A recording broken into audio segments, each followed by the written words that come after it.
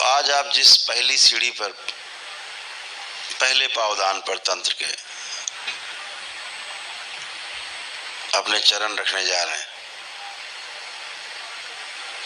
ये बहुत महत्वपूर्ण है।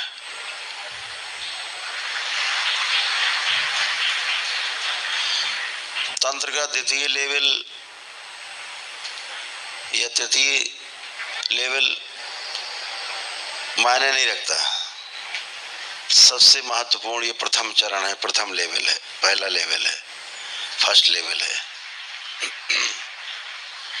जहां आपके गहरे संकल्प की आवश्यकता पड़ती है।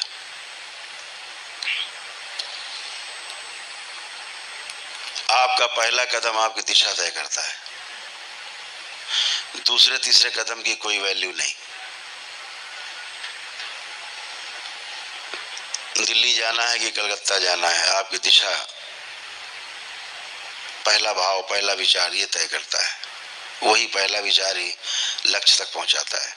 पहला विचार अगर कंफ्यूजन है, भ्रम है, तो ना आप दिल्ली जा पाते ना कलकत्ता जा पाते। जहां बैठे वहीं खड़े रहते हैं, वहीं खड़े वहीं बैठे रहते हैं, यात्रा नहीं हो पाती। आज आपका जो दृढ़ संकल्प है कि हमें दीक्षा लेकर के कुछ अच्छा करना है, जितना ये भाव मजबूत होगा, आपको जितना मजबूत भाव होगा, निश्चित रूप से तंत्र के जो 21 सोपान है, 21 सीढ़ियां हैं, जो 21 चरण है, आपको बहुत छोटे लगेंगे। आने वाले 20 चरण बहुत छोटे छोटे लगेंगे। पहला चरण अगर हल्का हुआ तो आपको दूसरा ही चरण भारी लगने लगेगा। तो बहुत गहराई से आपको अपने संकल्प को मजबूत करना है कि चाहे कुछ भी हो जाए, हमें तंत्र के 21 चरण पूरे करने हैं, पूरा लक्ष्य प्राप्त करना है।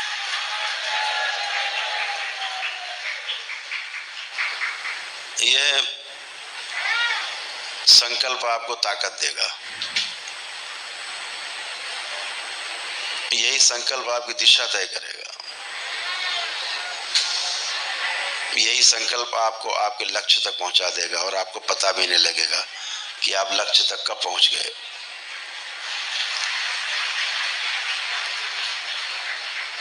इस पृथ्वी पर पहली बार हो रहा है, इस करौली शंकर महादेव के दरबार में, बाबा और माँ के द्वारा रचित इस दरबार में पहली बार ऐसा हो रहा है कि तंत्र दीक्षा लेने वालों को घर छोड़ने की जरूरत नहीं, पहाड़ियों में, कंदराओं में जाने की जरूरत नहीं।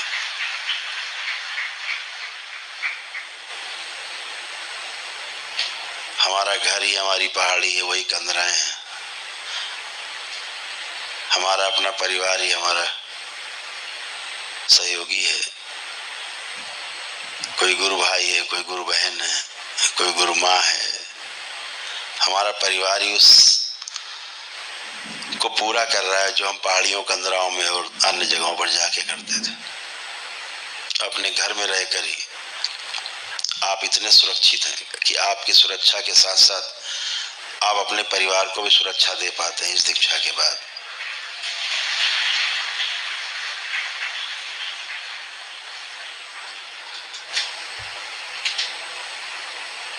जैसा हमारा सोच विचार है, मैंने पहले भी कहा,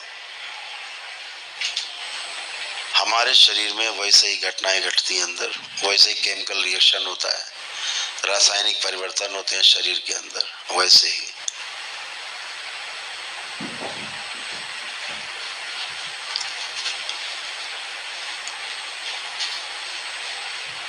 और फिर उसी हिसाब से हमारी उम्र तय होती है। बहुत कुछ लिखा पड़ा होता है, विधि का विधान कहा जाता है कि इतनी उम्र लेके आए, कहीं तक सही है, क्योंकि वो ज्योतिष ग्रंथ है, वह भी एक प्रकार का वेद ही है, उपवेद है। ज्योतिष शास्त्र कुछ भी गलत गणना नहीं करता, गणित कभी गलत नहीं होती। 99.99% गणित गलत नहीं होती, लेकिन गणित 100% सही भी नहीं होती।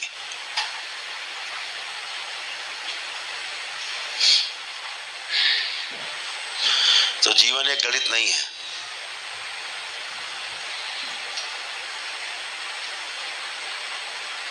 जीवन एक अनुभव है।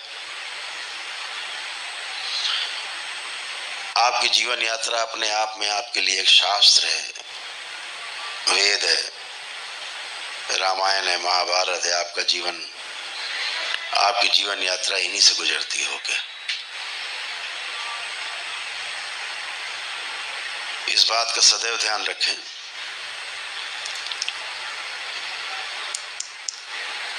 कि हमारे अनुभव हमें छोटा या बड़ा स्तर प्रदान करते हैं। उम्र का प्रभाव छोटे बड़े होने का कोई अर्थ नहीं रखता।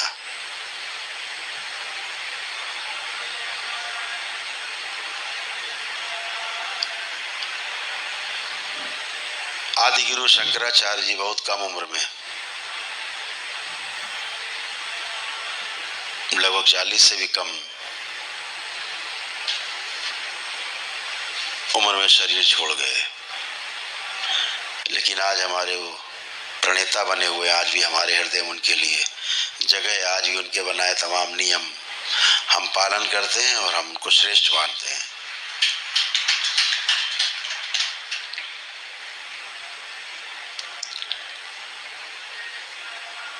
श्रेष्ठता हमारे अनुभव से तय होती है, उम्र से नहीं।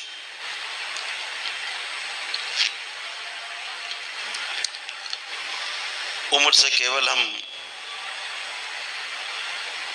इतनी गणना कर पाते हैं